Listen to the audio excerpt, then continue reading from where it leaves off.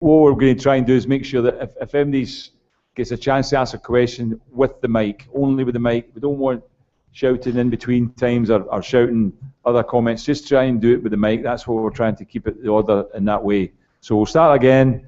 I think we're over that side. We'll start over here. Any questions over here?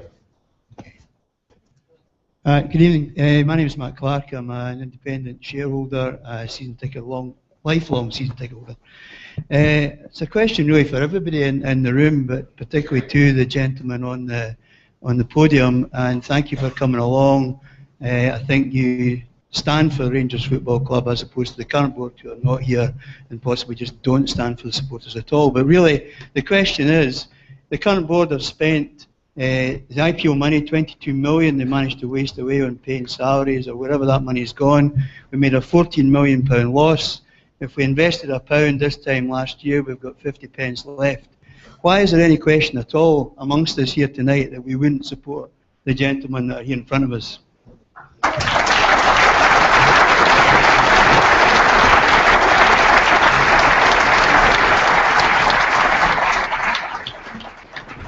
That's a great question. Anybody else want to comment on that just now? No? Just leave it there as a statement. Right, another question? On you go. Art Dingwall, follow.com and various other organisations. Talking to Dave King last year, Dave King reckoned from where we were to get Rangers back into what was then the SPL and also to be competitive there and in Europe, he reckoned it was roughly a £50 million job over 5 years. Do you believe that's the scale of the problem? And considering that the money is already from the IPO is gone, do you believe that the scale of the problem is of that scale? And in terms of knocking the current board, Mr. Green and Co., we've all enjoyed that, but what are your positive plans moving forward?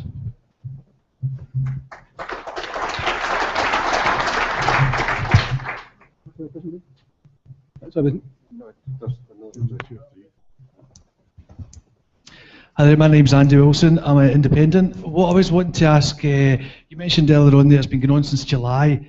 It seems to me it's been going on for years now, and it's a nightmare. What I want you guys to tell us, what do you want us to do? Jim was saying, put the pressure on, keep it going. What do you want the masses to do? Tell us, and I'm sure 90% of the people in this room will do it. So please tell us.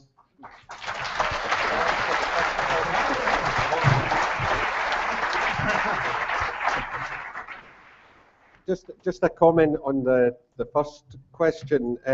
You know, you've got to remember 3 of the directors on the board are new people on the board. So, you know, they can't be held responsible for the money that's gone out. What we can do is hold them responsible for what happens going forward. There's only 2 members of the board that were there before. And there's only really one that came in with the Green camp, and that's Stockbridge. So, you know, we really, I want to emphasise again, we've got to give the people that are coming in a chance, but we need to support that by getting some of the members on here, on the board, so that we make sure that the right things get done. Can we just jump in and talk? I'll be even more specific. I think Stockbridge's position is totally untenable, right? In addition to the rumours of the stories that go round in any industry or company I've worked for a finance director to watch, not mind 100 million, but I can put my I signed 53 million, go down to 10, ready to go down to 1, is financial incompetence on a significant scale. And an FD like that, and most other companies, would be shown the door with little or no money. That is just rank incompetence. I'm going to upset my colleagues by just jumping in and pinching that question of what do we want the fans to do. Me, I'll speak personally. 3 things. 1, continue your support of the club. You've kept us going for 2 years, 3 years, more. If not, this club would not exist. 2, keep up and increase the level of noise. This current board are trying to say that the noise from the fan group is from a noisy minority. But any time Sons of Struth group go up and put up their banners in the stadium, and I've been there, there's resounding applause throughout the stadium. So let's keep that up. And 3, make sure you vote on the AGM. You're an important part of it. The investors listen to what you say and where your sentiment lies. It holds sway. And in addition, collectively, and I'm a shareholder too, we have 12%. That's important. So vote, keep up the vocal demonstration, and make sure you keep supporting the club, please. Thank you.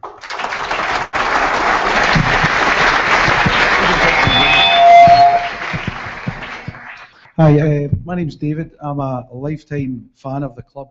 I'm also a member of the Rangers Fans Fighting Fund. Firstly, I'd like to thank the requisitioners for doing what they're doing. It takes a lot of balls to do what you guys are doing, to continue, not give in, and hopefully the fans can do the same. But the thing I'd like to ask Malcolm and Jim is, I sat at a meeting a few weeks ago with Mr. Mather and Mr. Stockbridge, and I directly asked Mr. Stockbridge if he had ever requisitioned £300,000 to be paid to a company called Euroinvest. Now, he denied that, but we've all seen the receipts to Mr. Bernstein, 120,000, 180. Do you know any more about that, and any others that have been given this 300,000, as well as all the bonuses that have been given out and the payoffs for people that should have been fired?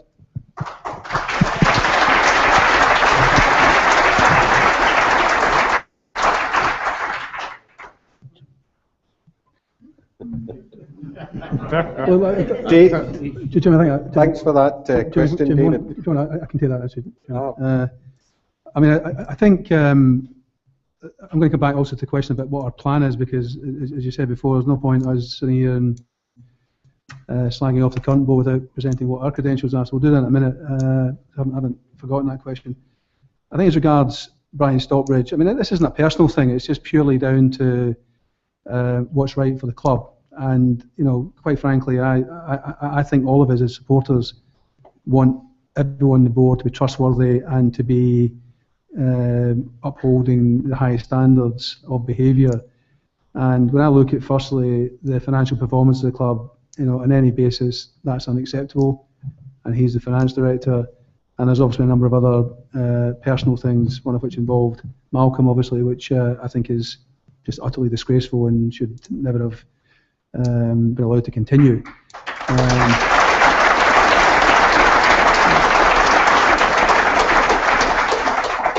You know, I think the problem with the club at the moment is down to two things. It's a lack of trust and a lack of transparency, and that's why all this happened. I mean, you know, at the end of the day, I think whatever happens from all this process has been a miserable 2.5 years for all of us. And whatever happens, even if I'm not involved, or Malcolm or Alex or Scott, I just hope whoever's involved, there's proper transparency. And I think there's going to be far more fan engagement. The fans have got to be involved. I don't know what the right structure is in terms of, you know, fan ownership and fan involvement, but you guys are the lifeblood of the club, and you should be involved in, not saying every decision that's made, but certainly have a view, a proper view, not just simply come along once every 6 months and get a cup of tea and get told what's happening. A proper view.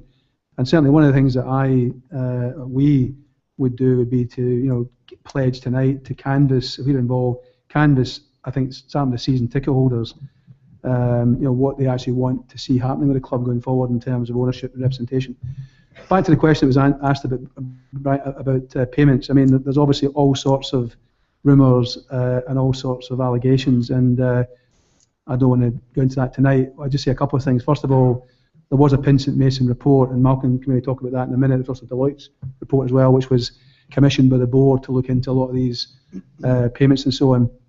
As you probably saw in today's press, we have a statement from an ex-employee of the club questioning various payments that were made to various shareholders around the time of the IPO. That's a fact. And the other fact is that ex-employee has reported that matter to the Serious Fraud Office. That's also a fact. So, you know, it's not for me to comment, obviously, on that investigation or where it will go. But, you know, I think if you're getting to a situation where, you know, a fairly senior employee of any organisation is reporting something to the Serious Fraud Office, I'd like to suggest that's quite bad on any basis. So that's my, if you want to talk about the Pinsent Mason report. Scott wants to work. Poor old Scott hasn't spoken. No, I'm very happy doing a fine job. Just my last comment on Stockbridge, just ignoring the whole allegations of illegal payments, etc., that you referred to there, which obviously has been talked about a lot, ignoring the Sun newspaper article today and all the SFO investigation, all the different things that Ryan Stockbridge has been involved in, or has been alluded to be involved in. The bit that I think is interesting, and I'm no mathematician, but let me just read out, if I may, a piece from the annual Rangers. Yes, a horrible picture of Stockbridge, but basically the turnover. So when we went to the FA Cup final, we were £58 million turnover company and club. We're now this year and the last 13-month period until June, we turned over £19.1 million, down from the great highs of £60 million plus. The overall staff cost, this is where Brian Stockbridge was the CFO, the financial director during this period. The overall staff costs were 17.9 million quid, of which, importantly, the players' salaries are only 7.8 million pounds. So roughly 10 million pounds was directors' remuneration and bonuses and payments at that time in this last 13 months. I mean, that's fact. Forget all the allegations of illegal payments. How can that guy continue to be our financial director?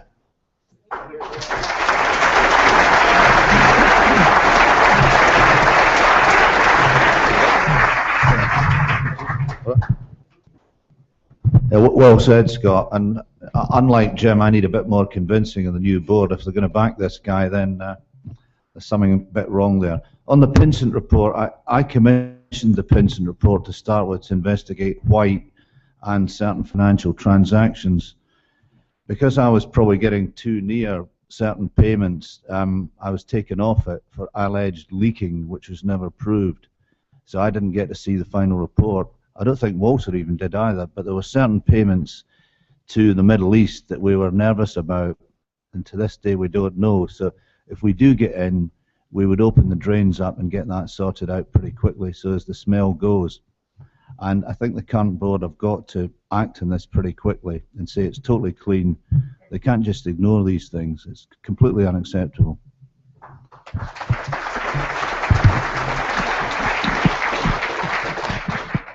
I think. Hi. Sorry, Paul. So I was just going to answer the question before about what our plan is, because obviously it's important that we talk about that, and there might be one or two other questions that come up from that. I mean, I think the starting point with any organisation is to have the right board of people in place, isn't it? Because at the end of the day, if you get the right chief executive and the right finance director and the right support of the rest of the board, then you're going to have a chance of running a decent business and raising more money. And as Jim was saying before, you know, we've met a lot of investors. We started off with something like 28% of the shareholders supporting us. That included the three largest institutional shareholders who backed the IPO, and all those to a man have said, with the right structure, the right people, they'll put more money in. All of them see the value of Rangers. Malcolm talked about the difference between Manchester United and Rangers. I don't quite agree with the differences, but certainly you can see that obviously Rangers have got, you know, is obviously a very valuable club as regards investors. So I think the most important thing is the right board, first of all, and that's why the AGM vote on the 19th is critical. And you get 9 names on that list, one-off opportunity to get the best board from those candidates and move forward. I think if we do that, then and we get some stability, there's then the opportunity to raise money.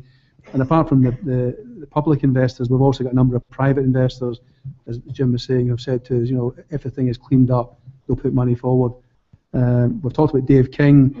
You know, I think Dave is a big supporter of us. He is a supporter of the club. He is an independent person. He'll make his own decisions. But as I said before, I've always found him someone who would act in the best interest of the club. Obviously, he lost a lot of money 10 years ago or so, 15 years ago. He will be a lot more cautious this time than he was the last time, obviously. And I think that will dictate his thinking. I think in terms of our plan, I mean, it's not really rocket science. I mean, I got some questions when I was on the board before, and people were critical. I mean, I still stand by the fact that if you look at what we did in that 4-year period from 2007 to 11, it was actually a very simple model.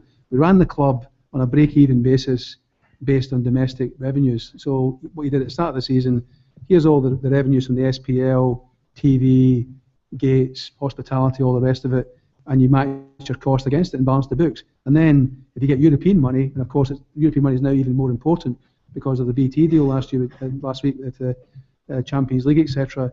We then used that as the investment fund, not just to buy players. I mean, we bought, I think you can see the record, we bought a lot of good players, Jelic and Naismith and all these sort of players, but we also used it to pay down the debt. and indeed other things. So use that as your investment fund to invest in the things that are important for the club. And for example, one of the things that I think is really important in terms of the plan going forward, so that's, I think you basically break even domestically and you use European income when you get there to invest in the club, as well as obviously outside investment. But I think one of the critical areas, I mean, actually apart from maximising all the commercial contracts and so on, is I think the whole scouting network. Now, it's absolutely disgraceful that there's not one single scout in Rangers now. That's utterly preposterous. I mean, and I dare I say, if you look at I wouldn't say our friends in the East End, but our rivals in the East End, I mean, you know, they've been able to successfully to get in front of a lot of young kids in Scotland and beyond, snap up these players, and we're left to flounder. We've got to get a scouting network, especially when this environment, when you know, money's tight and so on. I mean, we've got to identify players and bring them forward. So the whole scouting network to me is something that to me is a smart way of spending money. The final thing I would say is I said before about, you know, I think it's really important that there's trust and transparency in the board. I think that's been broken maybe before the last. I mean, the gentleman mentioned David Murray, and I'm not here to defend David Murray. So David Murray was trust problems with him, trust problems with Craig White, trust problems with Charles Green, maybe trust problems with me, Jim, whoever else. That's fine. But you know, I think one of the really important things, one of the things that Brian Kennedy said to me last year, which it was a great idea, was to have a notion of what's called a Rangers Constitution. So we put a constitution in place that every director of the club who joins the board has to sign this document, and in that document we set out all of our core values and all of it. And why are we ashamed of those core values? Our core values, the things we stand for, things that are important to the club, the history of the club, etc. And we actually go further than that. We make some really important pledges. So we say, for example, that Ibrox is put into a protected status in some shape or form, never to be sold.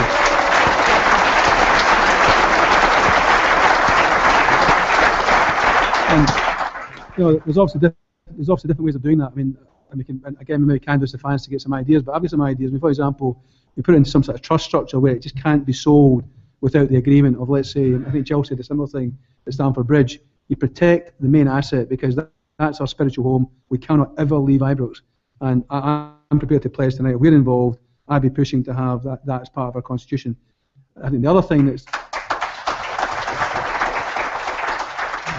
you know, the other thing that's happened in the last couple of years, again, no doubt we'll get to the bottom of it one day, but there's been all these contracts and directors having personal interest in contracts, and David Murray had deals with companies and so on. You know, I think it's really important that, I think, again, as part of a Rangers constitution, no director has any interest in any Rangers contracts. They're totally independent.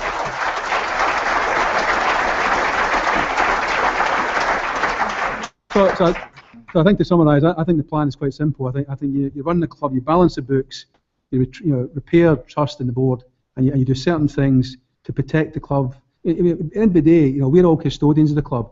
What we're trying to do is pass the club on to the next generation, and certainly in regards to Ibrox, I'd be strongly recommending it. Can I just add just a couple of simple points on the business going forward? I think the retail performance is an absolute disgrace, Scott. If you look at those numbers, I think the retail turnover was only 1.5 million in the 13 months to June. Now, something our size and global scale should be selling something like 1 million kits a year, and it's simple maths to do it. If you do that, you've got 35 million retail turnover immediately with a very high margin. It's not happening. Bad management. The other thing, with all due respect to a gentleman I see in the middle of the audience there who works for Tenants, I think, Blackthorn is a product I've only seen in one bar in Scotland. It doesn't exist. We should have a much, much bigger global name in the front of our shirts. That can be done with the right executive staff, which maybe Wallace says we don't know yet, but we certainly have others that could do that. And the third point, that the non-playing wages staff cost can be decimated.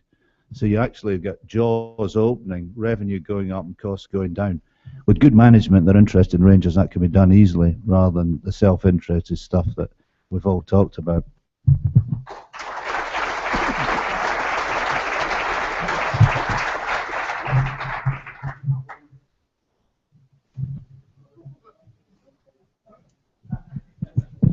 Waited that long, the batteries did.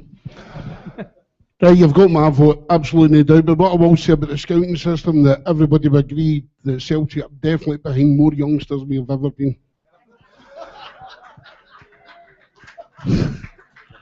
This is a real question I wanted. See, when you get in power, and I hope you do get in power, and the way Jim's talking, it might be a 7-man board, which would be okay with me. Can we get an undertaking that every person that stole a penny off us, and it is off us in this hall, be charged by the law? Can we get anyone done for fraud? And I know you're an accountant, but you ain't got if they're at Duff and Phelps, because they are an absolute joke. They've got to have done something wrong. Right, that's me on my way.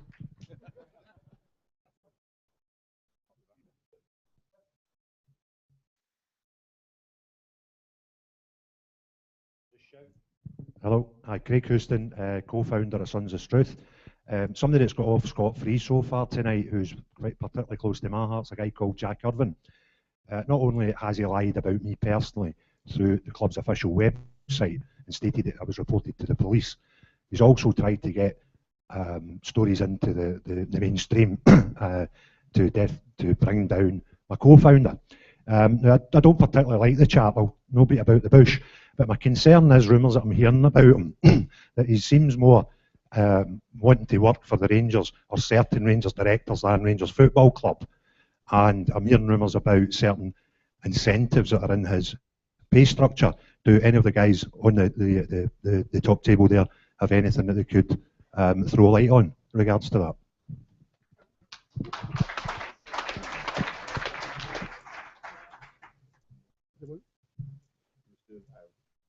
One more.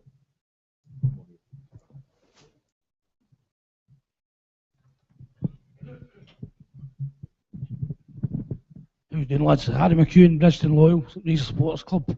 I'd just like to ask everybody who's trying to go onto the board, if these are unsuccessful, what's our next move? Okay, we'll start with the first one here. Who wants to take the one about the taking legal action against? Yeah. I'll start because I'll probably get the most history with Duff and Phelps, certainly. I mean, what I've said a few times is, I mean, the Duff and Phelps thing was just incredible, and I've never seen. I know a lot of insolvency guys in Scotland, and every one of them said they were just totally baffled by the way they behaved and acted in the whole thing. And what sums it up to me is Ali McCoy's talk. I actually once asked Ali, do you ever see Craig White under pressure? I mean, if I'd been involved in not paying tax and not doing this, you wouldn't be able to sleep and you'd be stressed and God knows what.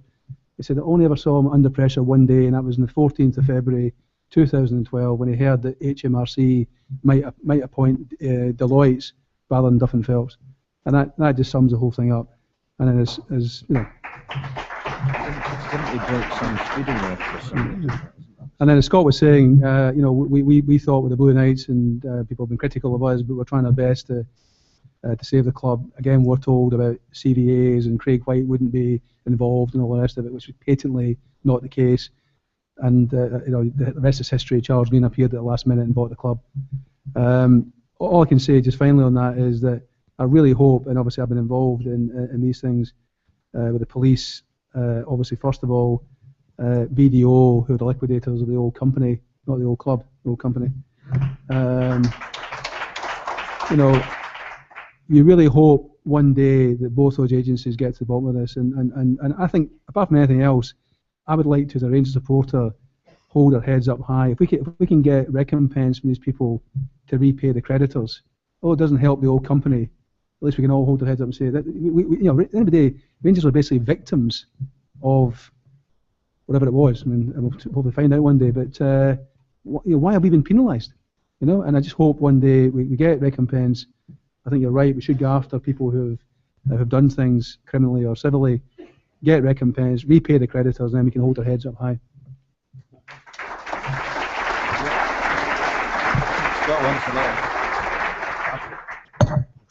Just a quick one on Duff and Phelps from my point of view. Paul and I were involved in that whole whole sort of Blue Knights proposal. And I mean, we were 3 or 4 days away from the deal happening. But just to explain something that's never really sort of been talked about in the press, the Duff and Phelps business is an American company. It's a franchise, effectively. The two guys that ran our administration are guys that were with a previous firm of accountants that went bust. These guys are a complete sort of, they had their own small company, went bust, and effectively they grabbed the Duff and Phelps franchise. So they're not credible individuals. They were unbelievable sort of people. And in my opinion, they did absolutely everything they could to avoid the Blue Knights securing that. And suddenly from nowhere, Charles Green appeared with crooked lawyers and all sorts of issues. And, as Paul said, I just hope one day that the real truth comes out. But there's something very, very ugly about that whole process. Just on the second question about the, shall I just on the Jack Irvine point? Sorry, there whoever asked that question.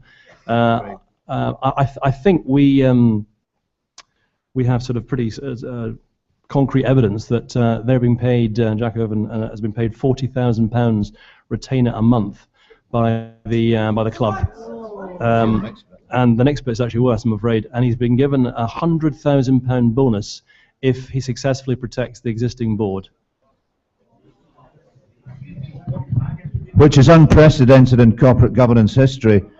Something I would suggest is that if someone can take the minutes, maybe Mr. Dingwall is good at that, the current board should get the same questions as we've got tonight. They have to deny that immediately.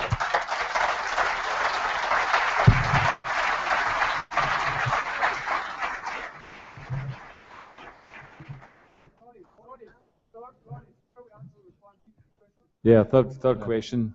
You want to answer that? Yeah, well, I mean, obviously we're not budgeting for that, but and obviously we have to, as we say, find the best board for the club.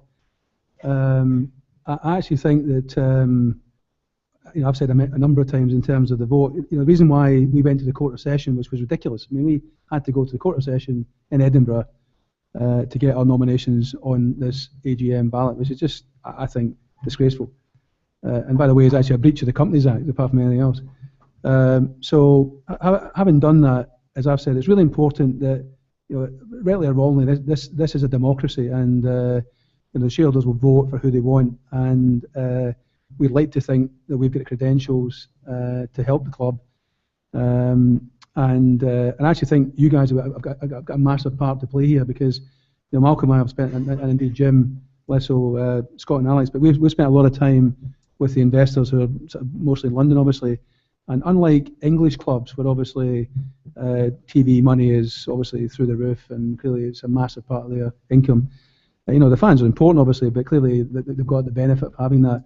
Obviously in Scotland, we can see in the last couple of years since Rangers had this financial problem, you guys have kept the club going, so they can see that the fans are critical to the success of the club. So at the end of the day, you're the fans, but you're also the customers of this club. You're the people who buy the season tickets and buy the merchandise. You're critical to this. So, one of the questions before was, what can you do to help? What you can do to help? This is basically your club. So you can basically tell people what you think. And I think you should be making the strongest representations to the investors. I mean, obviously Laxey were on record as saying at one point they would, I think, follow the fans. Well, I think you should be talking to the investors. And I know you have been on a basis before, but I think that's one thing you can do to help. So I think at the end of the day, let's hope that the shareholders recognise the importance of the fans. I think all you want is trust and transparency. Whether it's us or anyone else, I think you want people that you can trust on the board. Hopefully the investors listen to that and actually make the right decision.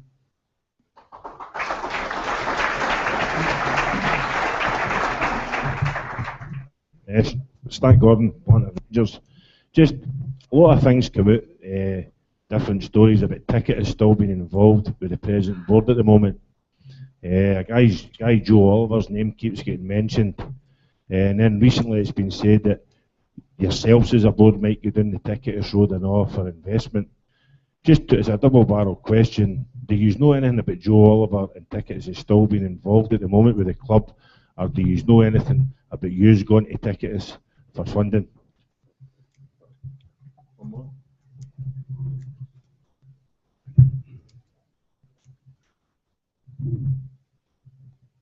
Hi, Kyle Butler, Vanguard Bears.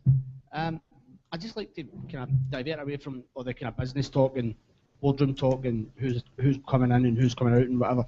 And ask you, if you're successful, if any of you are successful in getting on the board, are you going to address the problem that we've got with, as you said earlier on, our rivals from the east end of the city? Your potential counterpart, Mr. Lowell, is basically got carte blanche to do what he wants in running Scottish football. Maybe Gordon will know something about that because he's obviously worked at in the SFA. But every single person in this room is a Rangers supporter, and we are being demonised at every turn by the BBC,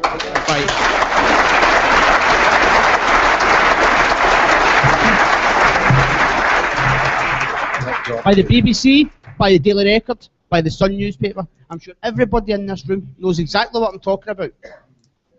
Yeah. If you manage to be successful in any capacity, whether it be non-executive or a chairman or whatever, how are you going to try and readdress the balance? Because Mr. Lovell, in my opinion, and I'm sure in everybody's opinion in here, needs to be stopped. Because every single person in this room has been demonised.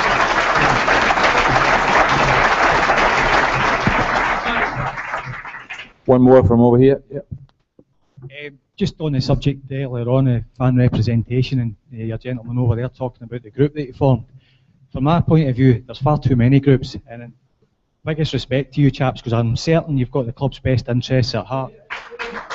What we need is something that's a single body and it's been elected. Single vehicle, as you say, for the fans to be represented, an elected body. It came to it when all hit the fan for our troubles.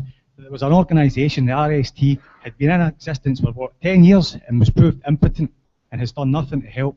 There's some individuals will need to step aside to allow us to be the unified and ultimately formidable support that we are. I'm asking for unity and a single body. Let's keep order here. Bit of respect. Let's answer the question. We'll start off with the first question that was here. Do you want to take this question, Scott? Take this. Thanks, Paul.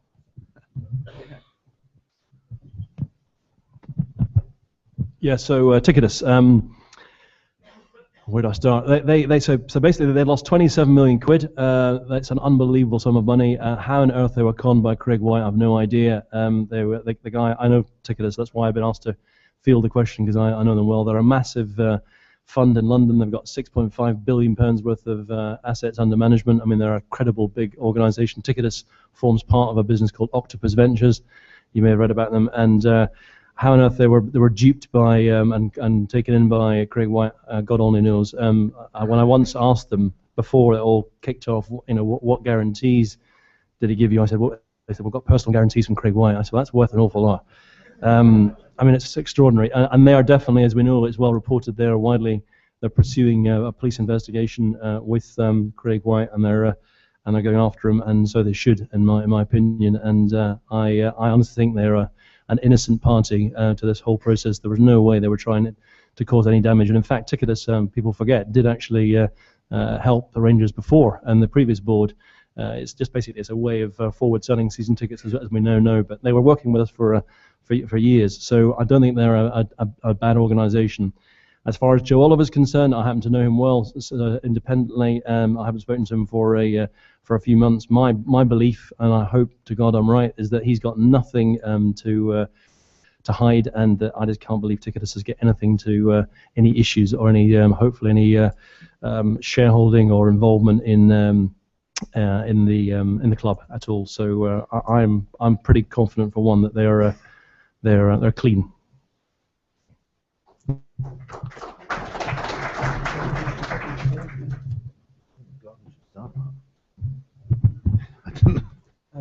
Gordon, I think you should start the SFA Lowell type answer.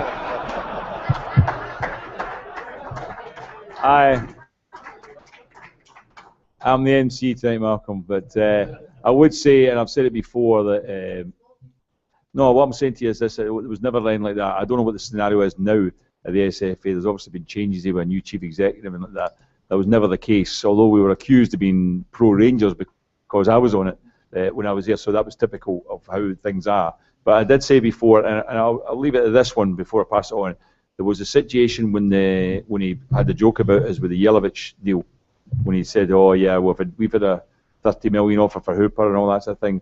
And I went to see the people in our club who were doing obviously all the the press stuff, and I said, "We need to hit back at this because we've got an offer for Jelavic, which was true. The one he was accusing, and they said we don't do that kind of thing. We don't play this tit for tat and all that." I said, "But people are going to believe that we're lying then if you don't say anything, and they wouldn't do anything on it." And I'll be honest with you, I don't agree with that. I think you should hit back. You should hit back when if you've got a case and people are having a go, and you've got a good case, you should hit back, in my opinion. So that's where I leave that. I think it's a really good question, obviously, and it's a question that we need to all look at because we are the biggest club in Scotland. I think there's two parts to the question that you asked. I think the first part is that unfortunately in the last let's call it 5 to 10 years, Rangers have been at a weaker point than probably before that. And I think Celtic have been very clever in using our vulnerability to progress their own business, their own club.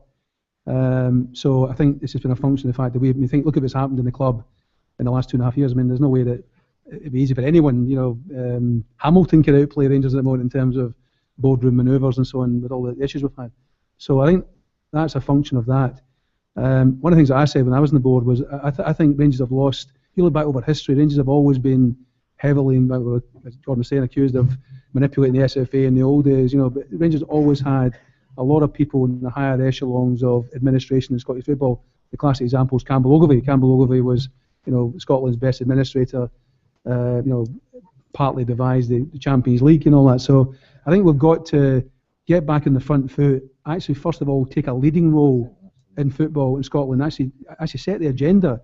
Get involved in these committees. Start chairing these committees. Start being the front foot as opposed to being in the back foot. And don't say things like we don't want to join because it's too difficult. Let's promote ourselves. Let's get on these boards. Let's have a Rangers person on every board. I think it's too many boards the SFA's got. But if there are, get someone on all the key boards to have a voice. If you have a voice, what chance have you got?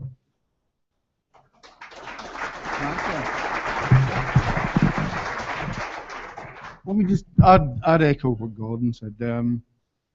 We've got to get to a situation where if we're on the board, if the club or its supporters' reputation is sarcastically jibed at or attacked or integrity questioned, we should immediately respond to that when we think there is no case. And it should be done so in the most public of fashion.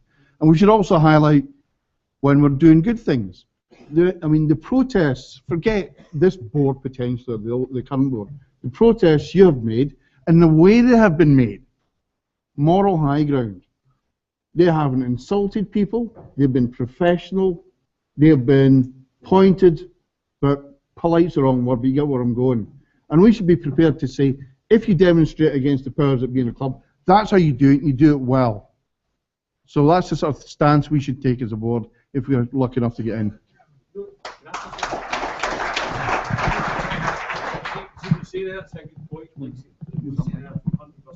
What are you saying? As fans, we've not got envy up there to back us. We're getting poked and poked and poked. And it's going to come down to the fans because it's boiling up. It really is boiling up because they're getting doing what they want. We us, and nobody's saying their things for us. But you've said everything that we think. Lowell does what he wants. Celtic are doing everything they want with their banners, slagging us, and it's just a case that it's bubbling up, and we can only be poked with a stick so long.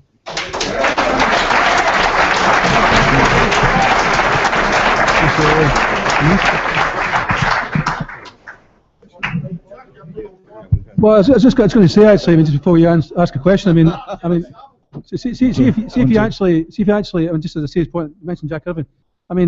If you look at what's happened to us in the last 4 months in terms of the personal attacks, and if we turned that more in Celtic and Peter Lawwell, it might be a better situation.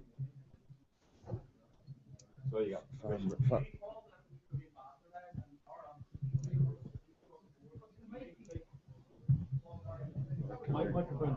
Hang on a second. You need a mic before you speak. Hang on a second. 1, 2. Get your mic. Okay. My name's Gary Mowat. I'm from St Andrews. I'm a member of the RST, and I'm an independent thinker, I suppose, really. And I came along tonight mainly just to get a vibe of how things are. And I've been listening to you guys up the front there, and generally I'm impressed with what you've been saying and that. But maybe patronise is the wrong word. But I keep on hearing from you as how vital we've been to you, as how we've kept the club going and everything. I don't hear anything from you about fans' representation on the board. For far too long, previous Rangers boards have treated their supporters like something that's been on the bottom of their shoe. And it's about time that stopped. For guys like me to come along to a meeting like this takes quite a lot, because I'm just an ordinary guy in the street. I'm not one of these guys protesting. Christ, I come from St Andrews. We don't protest. We'd rather have philosophical discussion about the bloody thing. But what I want to know is, where do you stand on fan representation on the board? Presumably, and it's a big if, we can get all the fans to agree on one particular board or whatever. If you catch my drift. I think we'll take have you got a mic up there? Have you got a mic? No. You just wanted to say something, then we'll take the question, take the answers for that. Hang on a second. He's just got a statement to make. That's the guy. Wait a minute. Has he got a mic? No.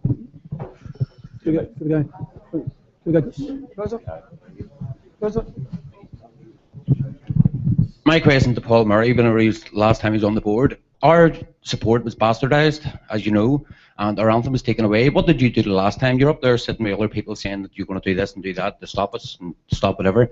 What did you do the last time whenever we were bastardised by everyone's society and our anthem was taken away from us by other people in this room, by the way, too?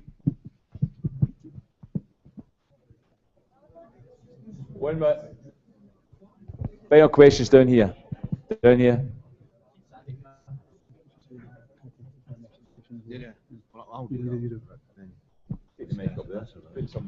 Hello there, Angus Roger, Independent Rangers supporter. I'm interested if the panel views our Rangers are currently tied into long-term commercial contracts that are disadvantageous to Rangers, and what can be done about it should your choice of board members be implemented.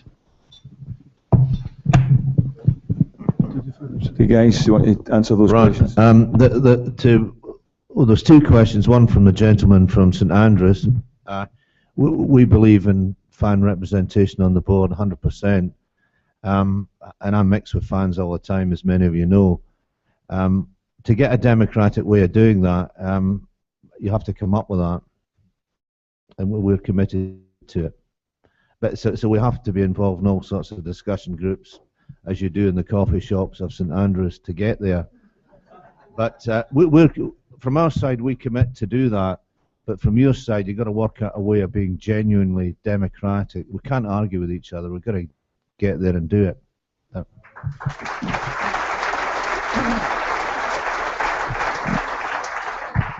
I would obviously echo what Malcolm said.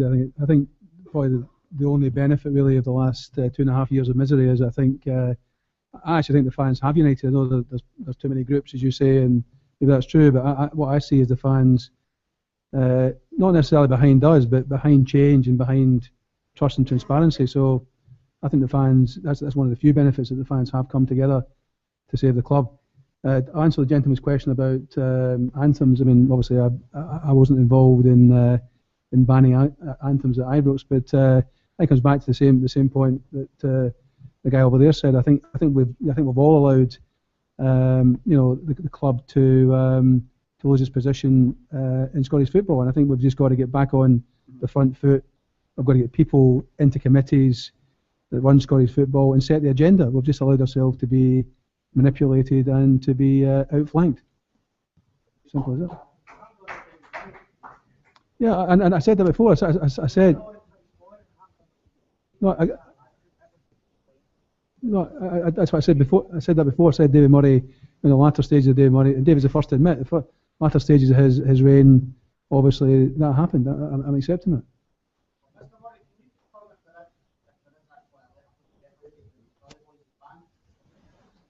I don't know. Guys, can we keep to answering questions on the mic one at a time? There's 500 people here, and a lot of people want their questions asked, right? So can we keep to the best order? We're very close. We're just getting an answer here, and we'll have one more question, and then we're finished. Okay, so let me pick up on the contract question. We don't have a clear answer to that. The numbers that Malcolm alluded to would tell you some of the major contracts do not work to the benefit of the club or are sensible in terms of their balance. The only way I can answer that, because I've dealt with contracts a lot in 37 years, is we're going to have to get in there and have a look at them. Now, you get a chance to unpick them if they were set up improperly in the first place, or if they have some service delivery that's failing. You get a chance to break the contract.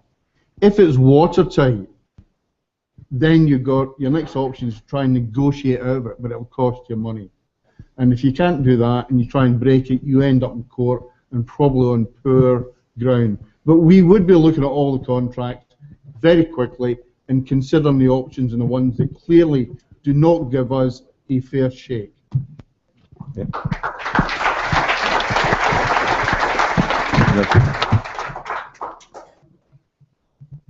Okay, final question or point, whatever it is.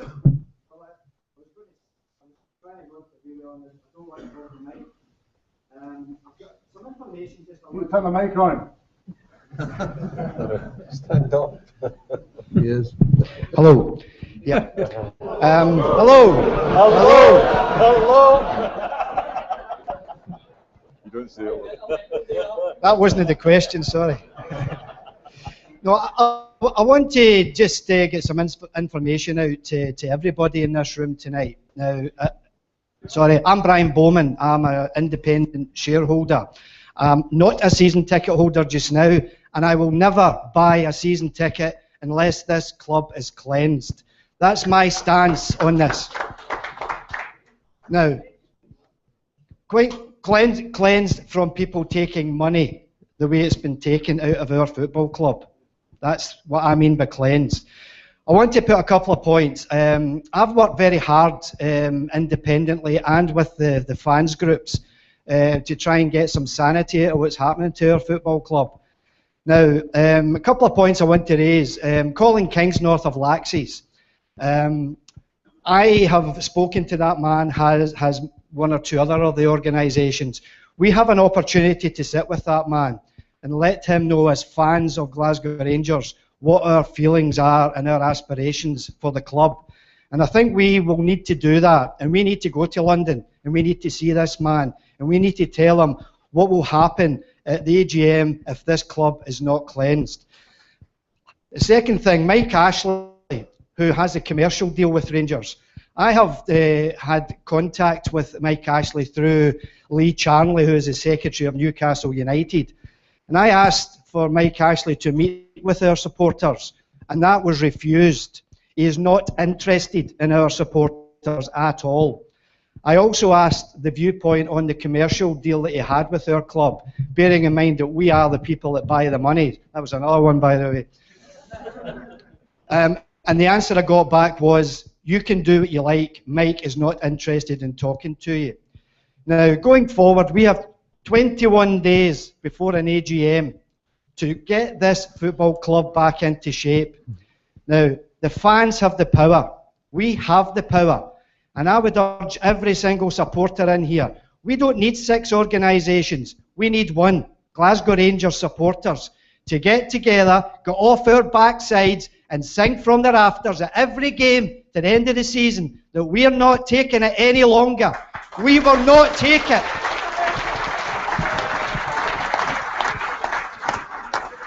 Okay, thank you, Brian. Any of the guys want to come back on that? Any of the guys? 1 point, yeah. Brian, if we can display some unity, I think I mentioned it to you before. The London branch, the sports, already got an appointment with Laxey's in the first couple of days of December. If you talk to James Brockbank, who is the chair of that committee, and you can sensibly get an extra group of folks to attend, I'm sure you can make that event, okay? Thank you. I think, just before we finish, I think Nacho Nova was wanting to say something. Nacho's there.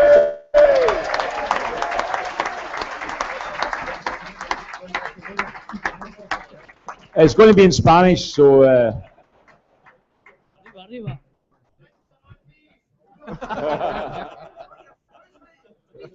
It's the big Morton money, you know. He's on, you know. Come sit here, Nacho. Probably can you see me now?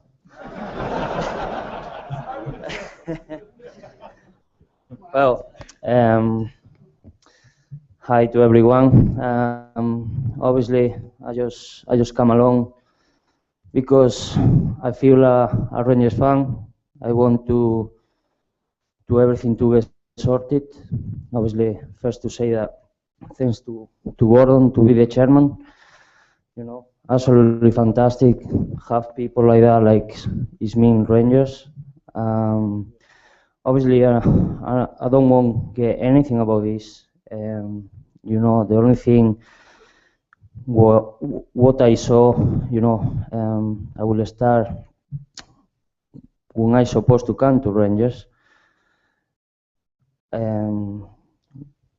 Craig Mathers and Scobridge is trying to make a meeting with me.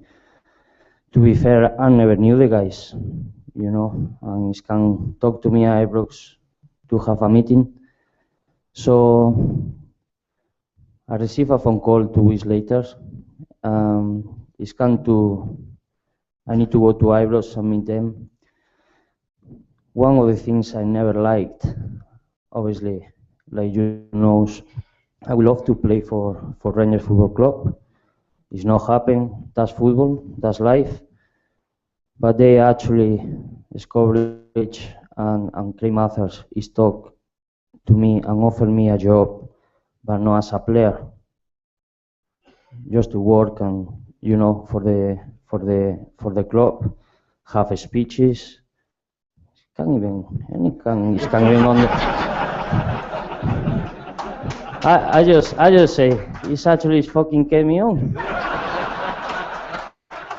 Seriously. But you know, obviously, what I have one of the things I never liked of was that it's done that behind Ali McCoy's back. Ali McCoy is the manager, at the end of the day, and it's done behind his back. Obviously, I want to play football. That I'm still young, for fuck's sake. But you know, apart from that, you know, is need to sort this out. You know, I feel for all the Rangers fans that you know, like everyone say, you know, Rangers Football Club will not exist without the fans. The fans are number ones, and everybody need to stick together. You know, I take the cancer out of that football club.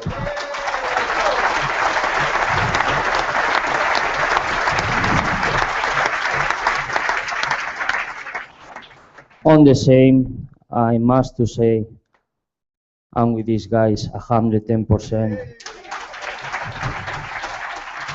The most important for me, the people is need to own this club, is Rangers supporters, is have Rangers in his heart, and these people is here.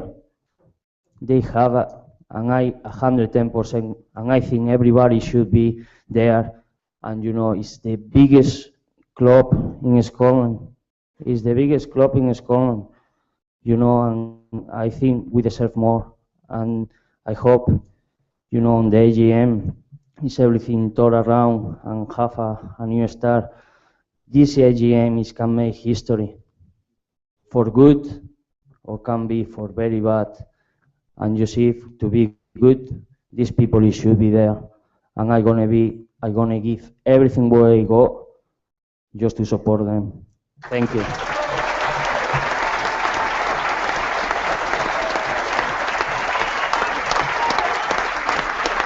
Thank you, Nacho.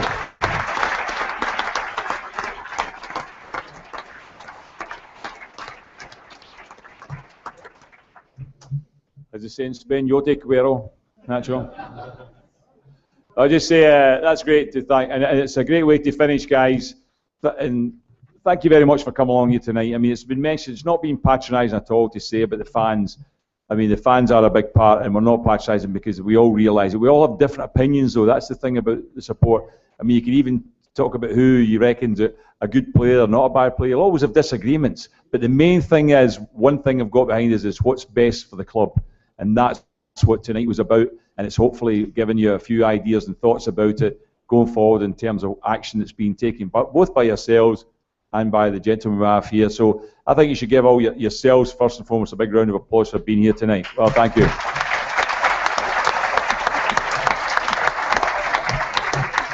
And finally, just before we call it night, I think we should also say thank you very much to the guys. It's a big thing to come here.